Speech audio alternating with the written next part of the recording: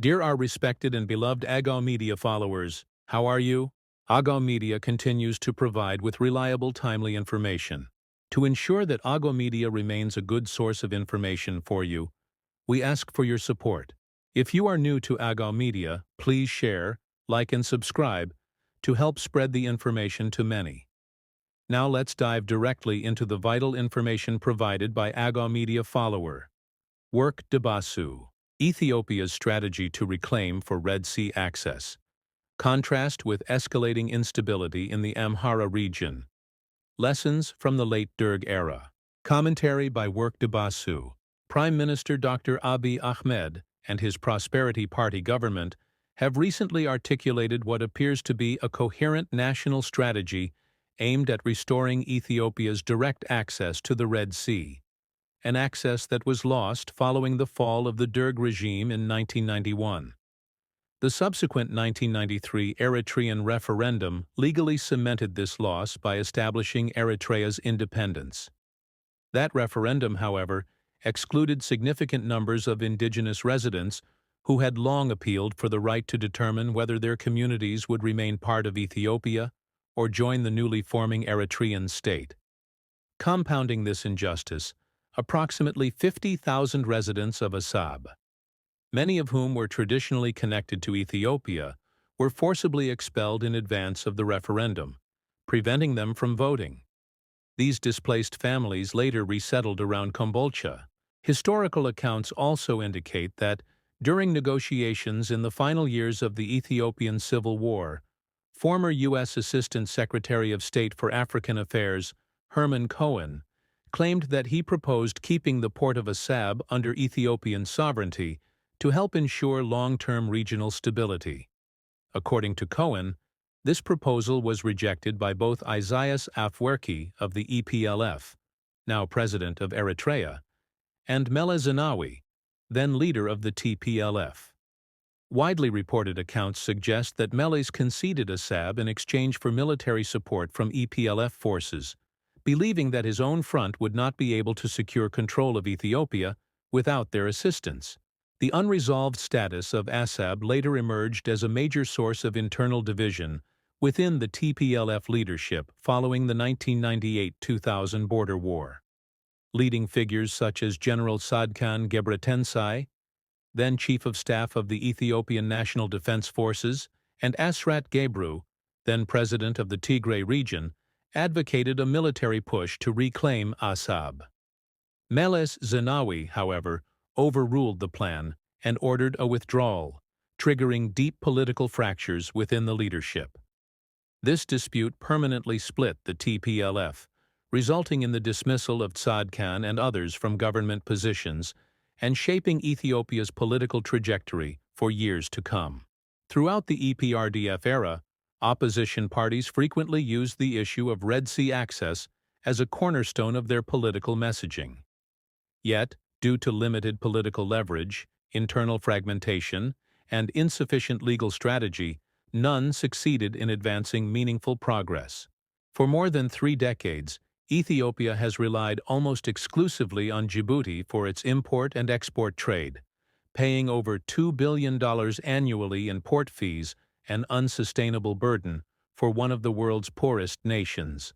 With more than 125 million citizens and no sovereign maritime access, the country's economic development, food security, and national defense remains severely constrained. The Abiy administration therefore frames Red Sea access as a matter of national survival and existential issue directly tied to Ethiopia's long-term security and prosperity.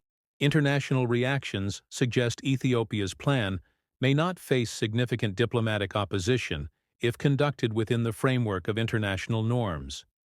Some global and regional actors, including the United States, Israel, the United Arab Emirates, and Uganda, appear implicitly or explicitly supportive. Meanwhile, other major powers such as Russia, China, India, and the European Union have not indicated resistance, provided the process remains peaceful and lawful. One strategic approach Ethiopia has emphasized involves defending the rights of the indigenous Afar population, who were excluded from the 1993 Eritrean referendum, and asserting legal and historical claims rooted in their denied self-determination. This position increases pressure on Eritrea and strengthens Ethiopia's negotiation leverage. Given the Afar elite's political history of internal factionalism and power struggles, this strategy alone should not be considered guaranteed. It can be recalled that there was an organization called the Red Sea Afar Movement in the early 2000s, presumably backed by Meles Zenawi himself, but it ultimately achieved nothing in practice. Internal instability, undermining national strategy. Despite foreign policy momentum, Ethiopia's federal government faces serious internal disorder.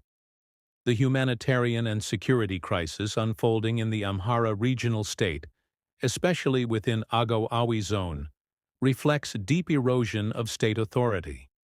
Reports document systematic atrocities committed against the Agaw population by Fano militias, allegedly with elements of government complicity or willful negligence.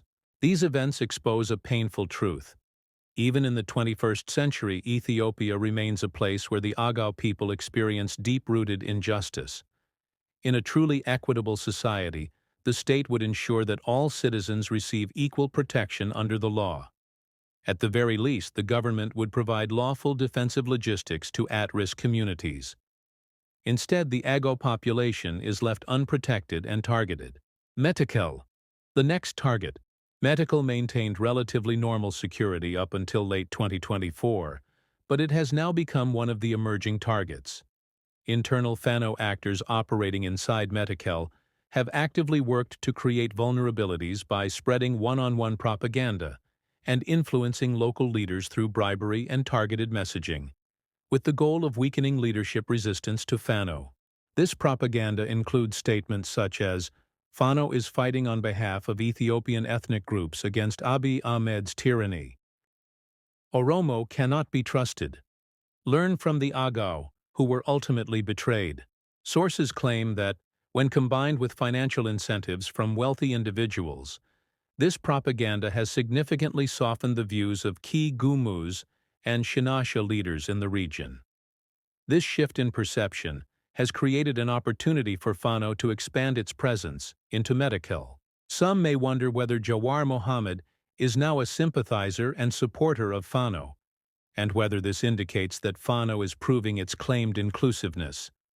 My answer to this question is straightforward. In a potential Fano-led government, Jawar Mohammed's role would likely resemble the role of Tamrat Lane under Meles Zenawi's government. It would certainly not be the role of Professor Asrat Woldai's. Parallels to the final days of the Derg regime. The current instability bears resemblance to the final years of the Derg regime in the late 1980s. 1. Officials. Denial of crisis. Just as the Derg's loyal General Haile Meles issued false assurances that national security was under control, even as the regime was collapsing, today's government insists that the situation in the Amhara region is stabilizing, despite the reality of escalating and widespread atrocities. These include forcibly displacing civilians from their homes and lands because of their ethnic identity, and then taking over those properties. This is not an exaggerated claim. It is a documented reality occurring in the district of Ayehu Gogusa, including Inabara, Ehudit, Dadi, and Ayo, as well as in the districts of Zigam, Sorite, Jawi, and Kwara. Those who are unfamiliar with the situation in the Agaw areas may mistakenly perceive these reports as exaggerations. I urge them to send neutral and independent investigators to uncover the truth. 2. Intentional suppression of public resistance. Awi leadership statements delivered at the public gathering in the town of Addis Kidame and in other Agaw Awi towns, accompanied by General Addisu Mohammed, appear designed not only to silence public and discourage citizens from organizing for self-defense, but also to ensure that communities remain vulnerable to attacks. Although the gathering was presented as a security meeting, it was instead used to preach reconciliation and relationship building, effectively covering up the worsening situation. On the same day the preaching was delivered, 5 police officers were murdered while traveling to Azina. As a result, the town of Ayo was subsequently occupied by Fano. Awi leadership, led by Tudraus, concealed this part of the story from the public for the benefit of Fano. 3. Facilitation of atrocities. By downplaying or denying ongoing massacres, the government effectively enables Fano militants to continue their operations with reduced scrutiny and accountability. This dynamic mirrors the Derg's late-stage fragmentation, where covert support for irregular armed groups deepened internal instability. These patterns reveal a government losing practical control while projecting an image of stability, one of the defining signals of state deterioration historically observed in Ethiopia. Conclusion. While Ethiopia has formulated a potentially viable strategy to negotiate renewed access to the Red Sea, its success will depend on the existence of a stable and governed homeland. Today, the internal landscape, marked by widespread atrocities, governance breakdown, and strategic misinformation, threatens to derail the nation's diplomatic objectives. Unless the federal government urgently restores rule of law in the region, protects communities facing ongoing targeted atrocities, ensures equal citizenship rights for all ethnic groups, Ethiopia risks repeating the same historical events that led to the fall of the Derg regime. A nation cannot stand strong internationally while collapsing internally. Achieving maritime restoration requires first restoring justice equally for all ethnic groups of the country, stability, and trust within Ethiopia itself. Thank you for listening. I look forward to sharing my next commentary with you.